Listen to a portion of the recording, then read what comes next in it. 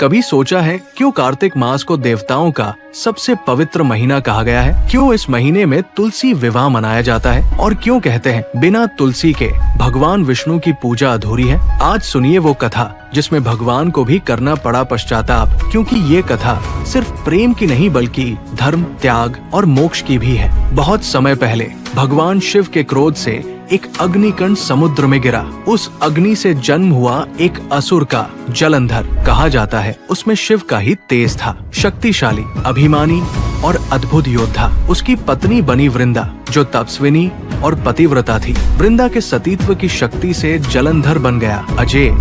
उसके सामने देवता भी झुकने लगे। देवता भयभीत थे। उन्होंने भगवान विष्णु से प्रार्थना की, प्रभु, जब तक वृंदा का सतीत्व अटूट है, जलंधर को कोई नहीं हरा सकेगा। विष्णु जानते थे अगर जलंधर जीवित रहा तो अधर्म फैल जाएगा।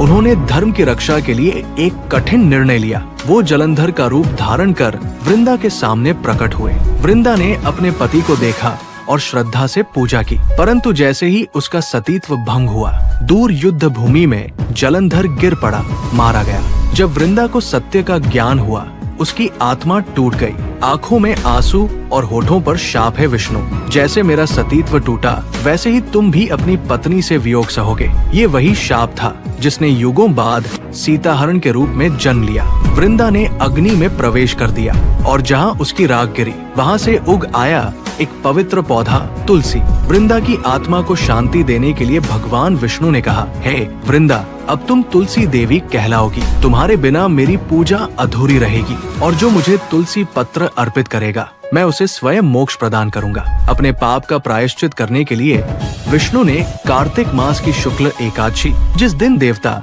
4 महीने के विश्राम के बाद देवोठनी एकादशी पर जागते हैं, स्वयं तुलसी से विवाह किया। उस दिन से आज तक हर वर्ष कार्तिक मास में तुलसी विवाह होता है और माना जाता है इस दिन का दीपदान, स्नान और दान 100 जन्मों के पाप मिटा देता है। ये वही महीना है जब विष्णु की कृपा, शिव की शक्ति और तुलसी की भक्ति तीनों मिलकर इस धरती को प्रकाश से भर देती है। अगर आप भी इस कार्तिक मास में तुलसी के पास एक दीप जलाएंगे तो उस रोशनी में झिलमिलाएगा स्वयं विष्णु का आशीर्वाद। जय तुलसी माता, जय श्री हरि। अगर ये कथा आपके हृदय को छू गई तो लाइक करें, शेयर करें और सब्सक्राइब करें, क्योंकि अगली कथा और भी अद्भुत होगी।